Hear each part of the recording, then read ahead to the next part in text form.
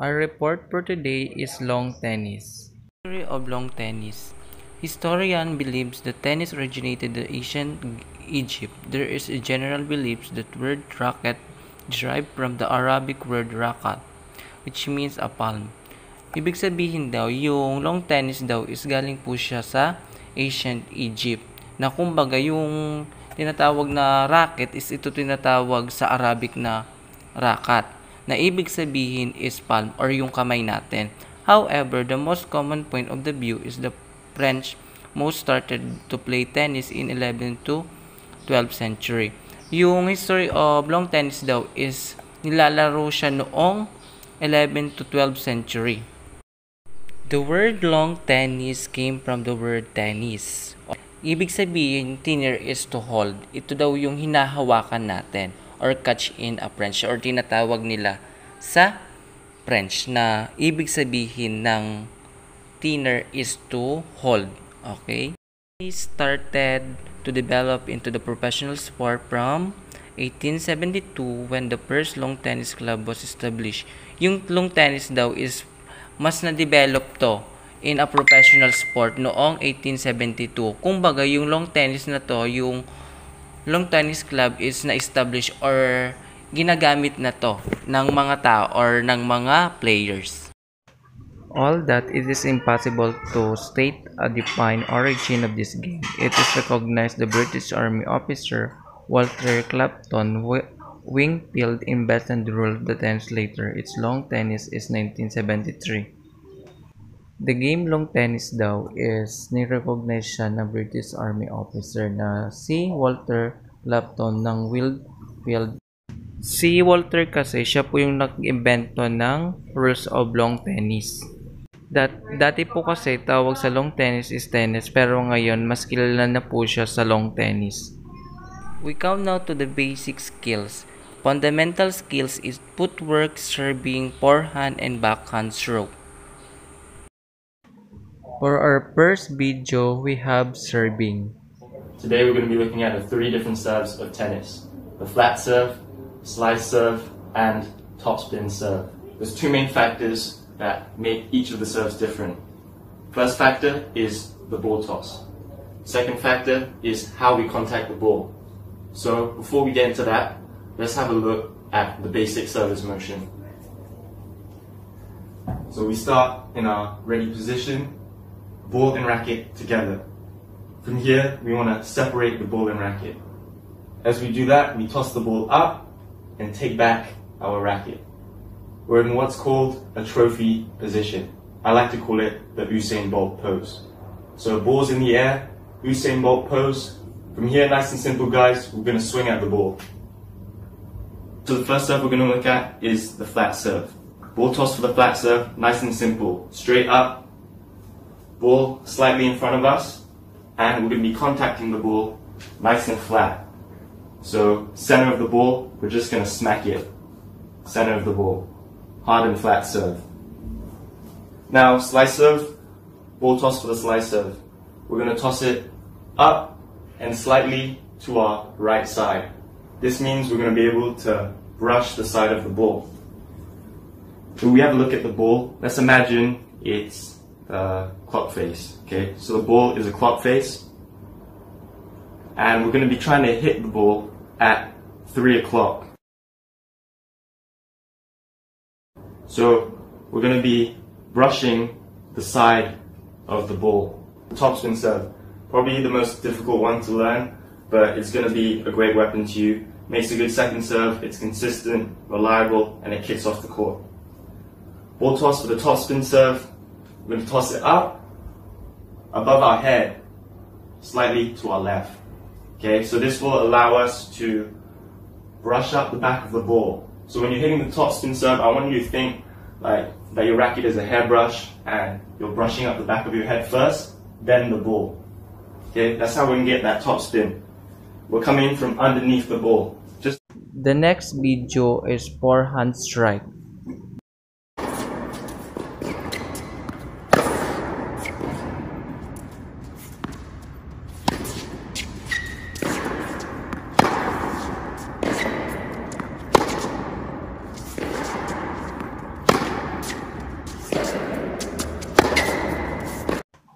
The last video is backhand strike.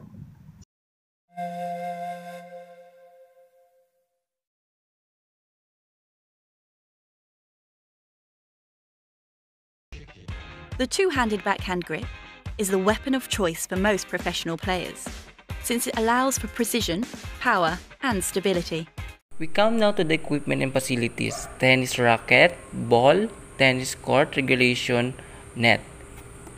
The first equipment of long tennis is the racket. When I choose a racket, there are three elements which affect power and control: head size, weight, and string pattern. The first one is larger head size. More power, smaller head size, or more control. Lighter racket, more power, heavier racket, and more control. Open string band, more power, denser string band, and more control. Alam naman po natin si racket ay isa siya sa pinakamahalaga para sa atin. Hindi naman pwedeng mawala si racket kasi si racket siya yung hinahawakan natin para ma-hit natin yung bola. The second one equipment is ball. A ball consists of pressurized rubber core covered with high quality cloth, usually wool mixed with the up 30% nylon. Alam naman po natin is yung ball, isa siya sa pinakamahalaga sa long tennis kasi yung ball is gawa siya sa nylon. The ball is gradually go soaked with the use, and in tournament play they are changed a regular interval agree upon by official. Diba sa paglalaro ng long tennis, may ginagamit tayo sa pagpapractice at may ginagamit tayo during the competition. Hindi pwedeng gamitin natin yung bola na ginamit natin nung practice at gagamitin din natin sa competition. Kasi magkaiba po yung gagamitin sa competition at gagamitin sa practice. Ito po yung itsura ng tennis court. Papasok po yung length and width ng tennis court. The third one is tennis court. The tennis court is 78 feet, 23.77 meters in length. Yun po yung length ng tennis court. The court used for a single match for 27 feet, 8.23 meters wide. Wide double court are 36 feet, 10.27 meters in wide. Magkaiba po yung size ni single at ni double. The court serve line in 21 feet, 6 meters from the net. Yung court serve niya in the line is 21 feet or 6 meters from the net. They are type of tennis court. The first one is grass court, clay court, hard court, shield court, and artificial court. Pag sinabi natin grass court, ito yung taught on the arms leading off of balance hit. Kumbaga, mas nababalance natin yung pag-hit ng bola. Pag sinabi natin clay court, ito yung slow down of the ball. Pag-slow down ng ball or yung pagbabagal ng pag-hit ng bola. Hard court is yung speed up of the ball. Ito yung mabilisan na pag-hit natin ng bola. Kumbaga, mas natatamaan natin siya ng maayos. Or, ang bilis natin tamaan yung bola kasi gumagana yung powers or agility natin. Next is shield court. Ito yung mga making it's hard to read or slightly different. Kumbaga, ito yung minsan di mo matamaan yung bola. Minsan natatamaan mo yung bola kasi minsan mas nahihirapan ka hit yung bola kapag di mo gaano gamay or hindi mo siya pinag-train or pinag-practicean. Okay? The regulation net, the official tennis net, which should be 3 feet 9 meters centimeter. Dapat yung sukat ng net is 3 feet lang po and 91.4 centimeter. Now we will show a video how to play a game. Tennis can be played in singles, 1 versus 1, doubles, 2 versus 2, team event, which is a combination of singles and doubles. It can be 4 singles, 1 doubles, or any combination. Then there's the mixed doubles where a guy and a girl play against guy and a girl. Now let's talk about tennis court. Tennis court, there's a net in between it which divides it into 2 parts, your area and your opponent's area. There's a baseline, you need to hit shot within the baselines. There's a service line, you need to serve between net and the service line. There are doubles line because this whole thing is used when you play doubles. And then there are singles line because this is the only area which is used when you play tennis. Singles, rest of the area is ignored. So we're gonna talk about tennis singles and then we will extrapolate it to the doubles. So let's ignore rest of the area. Then you can see there is a center mark. What's the purpose of center mark? So let's just say you're standing facing the net. Well, it's difficult to tell in this scenario, so let's rotate it. You're facing the net. There's a center mark which divides court into right hand side and left hand side. Every time you start a game, you'll be standing to the right hand side of the center mark.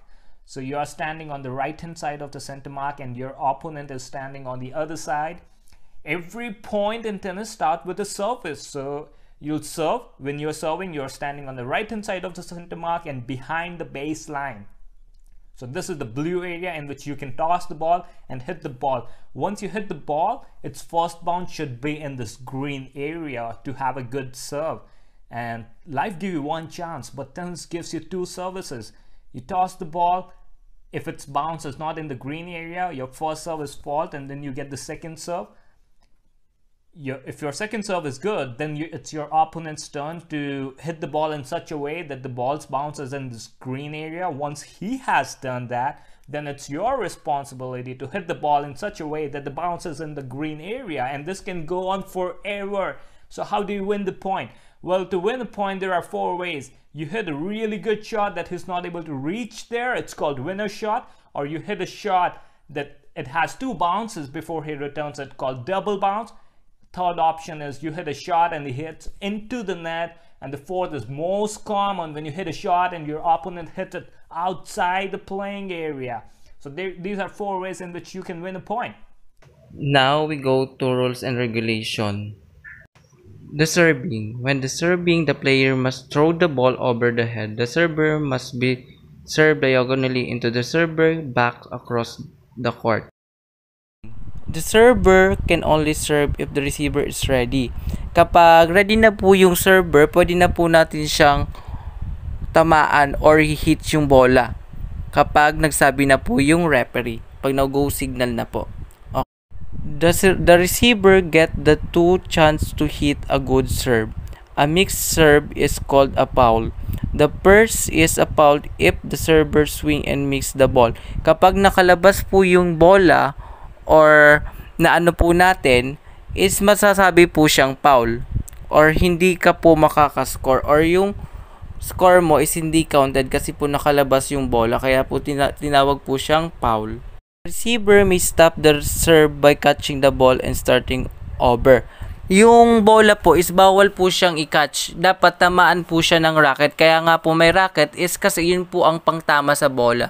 Bawal po siyang i-catch natin yung bola. The scoring. Tennis is played in point. 4 point win a game, 6 game win a set, and 2 or 3 set win a match. You can decide how long you want your game to be. Most match are played as best of 3 or 5 set contest. Makikita po natin dito is yung number of point and corresponding call. Now let's talk about scoring in tennis. Like every other sport, tennis starts with 0-0, but in tennis, 0 is known as love. So you say love all. When you win the first point, it's called 15. When you win the second point, it's 30. When you win the third point, it's 40. And if you win the fourth point, that means you won a game. So you need 4 points to win a game. And then you need 6 games to win a set. And you need to win 2 sets to win a match. So you need to win a lot of points to win a match. So get ready for it. One bounce rule. The ball must be hit before the bounce twice. Dapat kailangan po natin tamaan yung bola bago po siya umuntot ulit. Okay? Rules and regulation. How to win tie break. When the score is 40-40, also known as the juice, the player who scored 2 points ahead the opponent win the set. Ito na nga po yung sinabi ko kanina, is kapag parehas po yung nakakuha ng dalawang opponent, bibigyan po sila ng oras para po kung sino ba talaga deserving na manalo sa laro. at bibigyan po sila ng 2 points. Kung sino po makakuha ng 2 points na yon, siya na po yung panalo sa larong ito.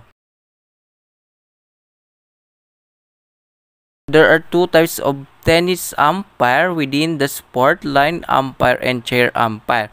A line umpire is responsible for calling the line of the tennis court. Po natin na line umpire, ito po yung kapag isa ka pong referee is responsible mo pong tingnan yung mga foul, kung nakalabas ba yung bola or naka-in or nakapasok. Sa chair umpire naman po, ito naman po yung responsible ng scoring, yung pag-i-score. Dapat po yung sa pag-i-score ng referee, pagsasabi ng referee dun sa nag-score is tama po dapat para wala pong magkamali or walang mangyaring away.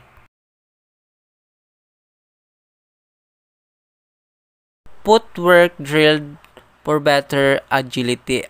Alam naman po natin yung agility isa siya sa pinaka-importante sa sport.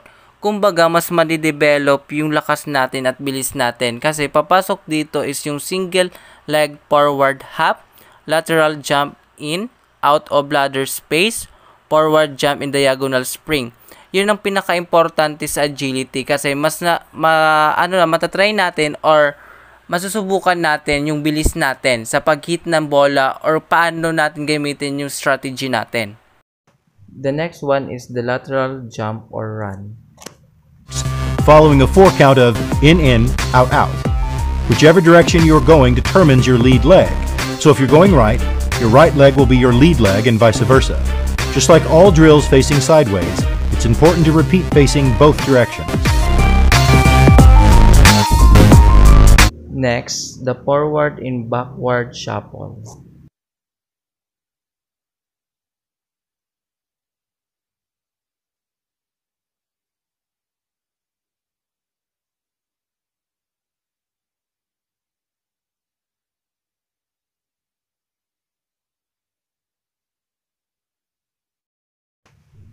Those are the drills for agility. Exercise and drill is drill for better hand-eye coordination. Alam naman natin yung hand-eye coordination isa sa pinaka-importante. Dapat liksi yung mga mata natin. At yung isip natin is dapat mabilis. Kasi papasok dito is yung ball toss, the dribble, the praying pan, the simple forehand and backhand, serve, toss, and accuracy. Alam naman natin sa isa siya sa pinaka-importante sa atin is yung ball toss. Kasi malalaman natin kung sinong mag-uuna magsiserve ng bola or sino mag-hit ng bola. Then sa simple forehand and backhand, ito po yung ginagamit natin kapag naghahawak tayo ng racket ng long tennis. Okay? Now we will show you the video for drill for better hand-eye coordination. The second one is dribble. Alright, so this drill is working on the hand-eye coordination and also just using the racket.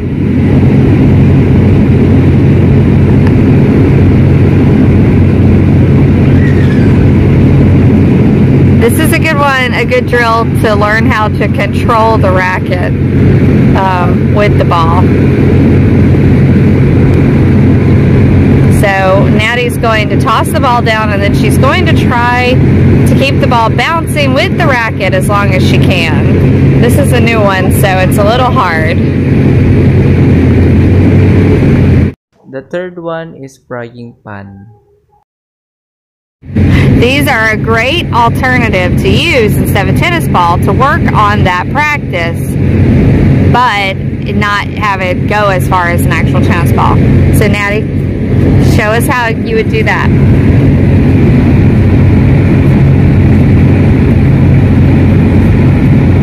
Much easier,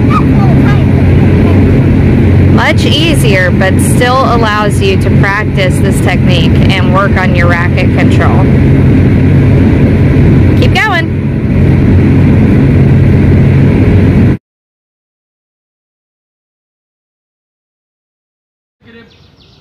Watch your leg, give. Yes, quick. Come on, complete the swing. Shoulder with power. Come on, yes, good shot. Ready? Tail, down to up. Yes, good. Come on. Ready? Down to up. Come on. Yes, come on. Shuffling, shuffling. Come on. Tail, watching it. As you can see, for this drill, the player will repeatedly use his forehand to practice to control.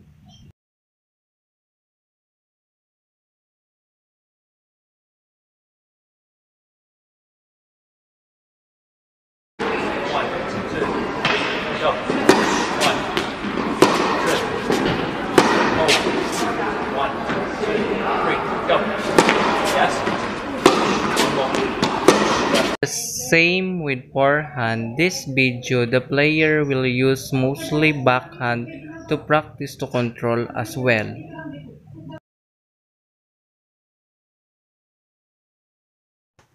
This is the end of our report of Ma'am Chloe about long tennis. I'm Roger O. Mirandilla. Thank you and God bless.